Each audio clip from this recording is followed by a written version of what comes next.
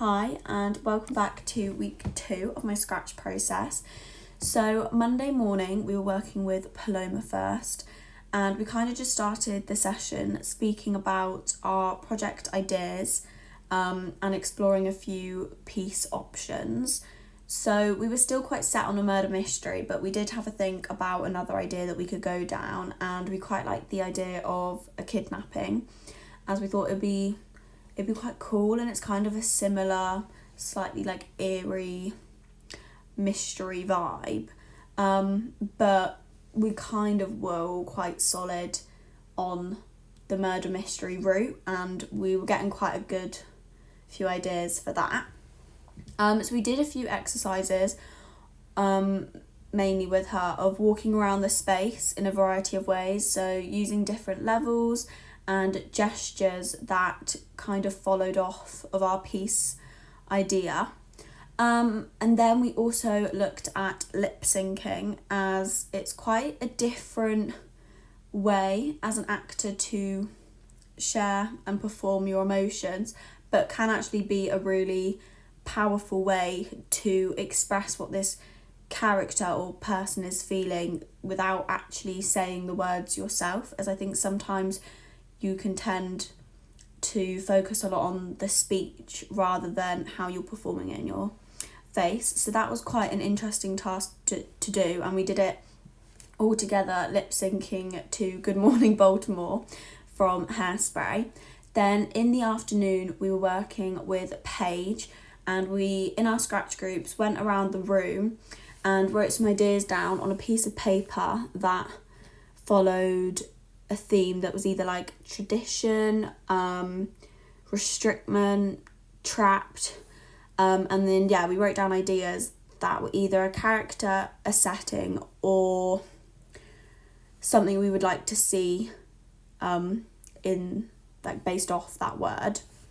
So we did that for a bit, and then once we'd done that, we picked one of the words and created mini scenes based off them. So we picked restrictment, and we did a whole like Teams Zoom call,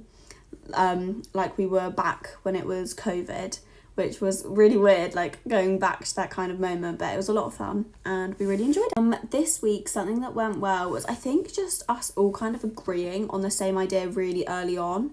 and feeling confident about the route we kind of wanted to go down, and we were all just getting really excited about the kind of murder mystery, girl sleepover gone wrong, and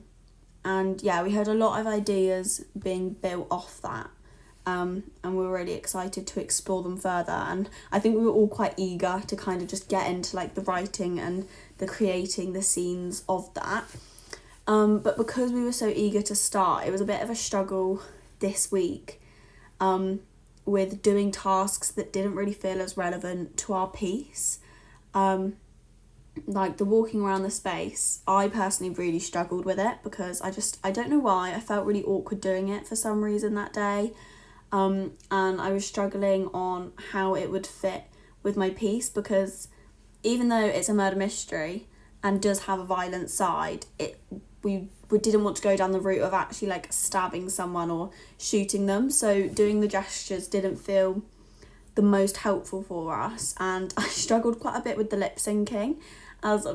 like, I don't know, I'll lip sync if I'm in the car or like doing my makeup in the morning, but doing it, actually having to perform out without you saying the words, made me feel really uncomfortable, and I just found it really weird, which kind of surprised me because I didn't think I would. But actually when we were up there and having to perform it to Paloma, I was really struggling to go big, and it just didn't really feel like it had much relevant to the pieces we wanted to create or our ideas, so I think that also didn't really help.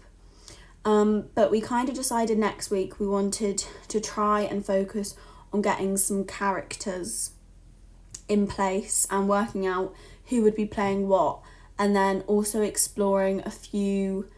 different storylines and ways of the murder happening, and all like the relationships of the character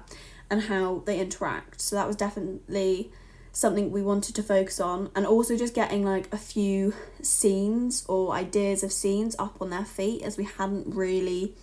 done any that were going to be relevant to our piece yet. Lastly, to answer the key question, I would say that research is really useful for devising project like Scratch, as coming up with a plot and characters and a storyline and an ending can be really hard, especially when doing a murder mystery and when you don't have much to go off by. So by researching into different ideas, it means that you can be inspired by other people's concepts of a murder mystery, and it means that you can use them in your own piece.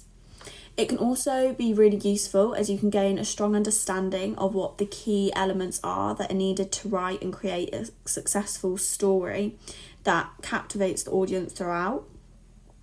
By researching into typical characters and motives that are used in most murder mysteries, it will definitely help us create ours. And